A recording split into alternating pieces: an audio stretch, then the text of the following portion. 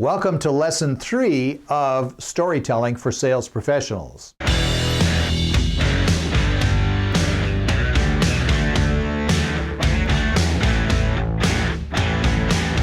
In Lesson 1, you learned why storytelling matters.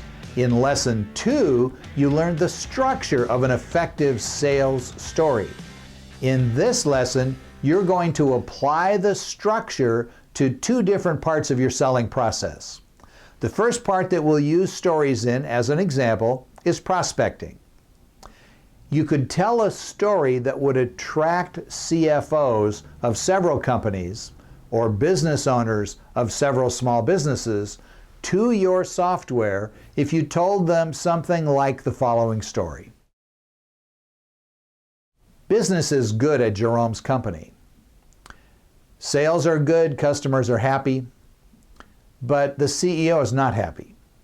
The CEO came into Jerome's office and said, "Jerome, I cannot understand the financial statements that this goofy software prints out.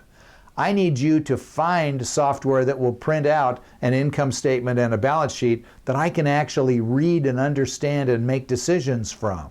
And I'm tired of the search. I know you've been looking a little bit. I need you to get serious about this. I need something new selected, and I need the implementation to start like now."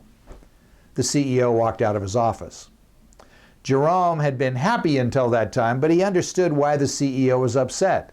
Jerome began his search. As he began his search, he looked at several different accounting software packages. All of them had famous names. All of them had huge advertising budgets. Jerome looked at a few of them and realized that the advertising budget was probably greater than the software development budget. He was frustrated until he found Sage Mass 90 accounting software. When he looked at Sage and he looked at the way that it operated the same way that an accountant would operate to keep the set of books. He liked it. He could make an entry, he could print a journal, and then he could update the journal if he liked it, and then it would post into the rest of the system.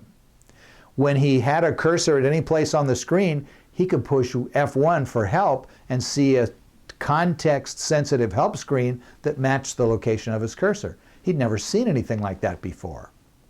Jerome implemented Mass 90. The CEO was thrilled to death. The financial management of the company went up several notches the day that they turned the new system on. If you'd like to have the same end results, we should talk. That's a story that you could use for prospecting. If you wrote that story in an ad or on a postcard or in an email campaign, you could get people to raise their hand and say, "Tell me more." They would raise their hand because you've touched their heart and you've talked about a pain they currently have, and you gave a very short story about how that pain was relieved once and for all. You bet they're going to raise their hand. Give them an easy way to contact you and get out there in front of more buyers. Let's apply storytelling to handling an objection. The most common objection is price, so let's apply it there. Here's the scene. You are a sales rep for an elevator company.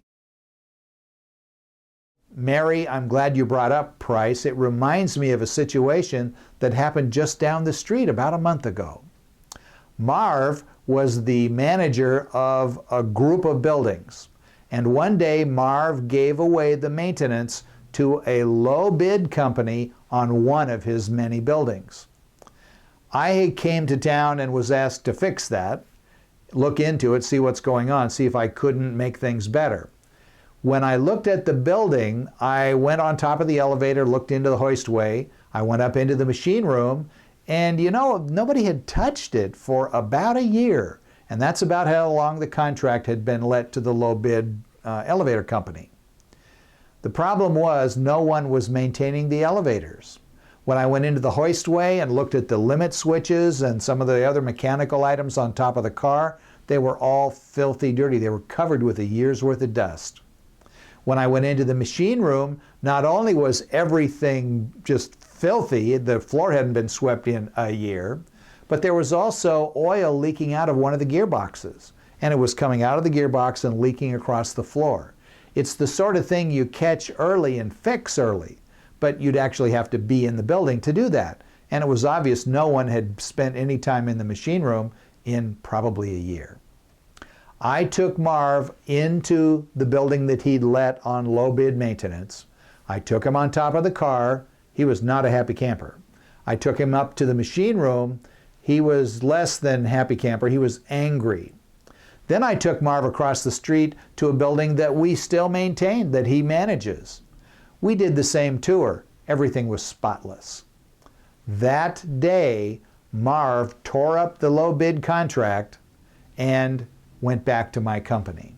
We took the elevators back on maintenance after we cleaned them up. There was a repair bill for the cleanup. Then we accepted them onto a full maintenance contract.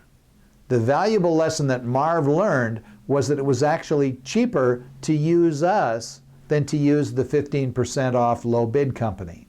If you want to accomplish what Marv accomplished, do what Marv did, use our maintenance. Next, we'll have a course review, and I have an exciting offer for you to go even deeper.